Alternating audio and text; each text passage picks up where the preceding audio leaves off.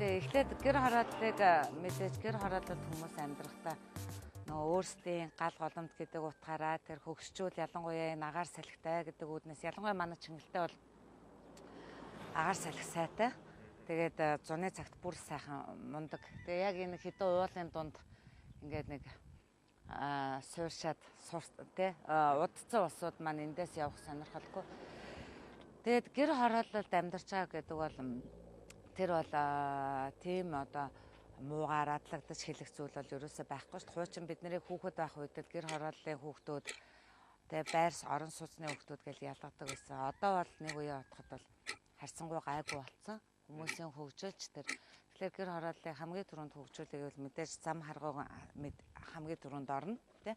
Манай энэ зам бол саяхан ашиглалтанд орсон. Уг нь бол 11 сард орох ёстой байсан. За тэгээд дээр нь одоо энэ зам харгуу хашаа хорооныхоо үзмжийг янзлахаас эхсүүлээд нойлын асуудал үнэхээр хүндрэлтэй. Тэгэхээр гэр хороолол дэд бүтцийн асуудлыг шийдээд өгчих юм бол ерөнхийдөө энэ гэр хороололд амьдрах ая тухтай нөхцөл бол бүрднэ л гэж бид үзэж байгаа.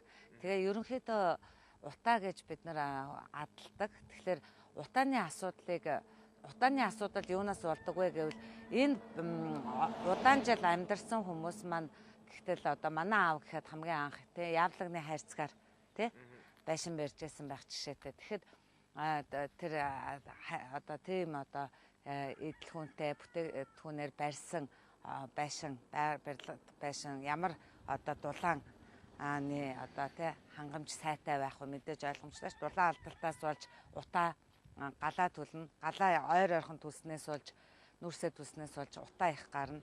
Тэгээ агаарын бохирдол гэдэг зүйл яригддаг. Тийм учраас ерөнхийдөө одоо манай яг энэ хашааны ардуур ингээд цэвэр усны хоолой явцсан байгаа юм.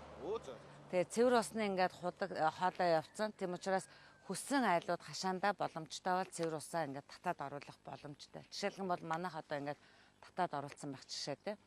Тэгэхээр айлууд маань ингээд хашаандаа цэвэр усаа татаад оруулчихна. За бохирын асуудлыг шийдчих юм бол үндсэндээ тэгэл гэр хороололд амьдрах боломж ерөөсөө ус шүү дээ.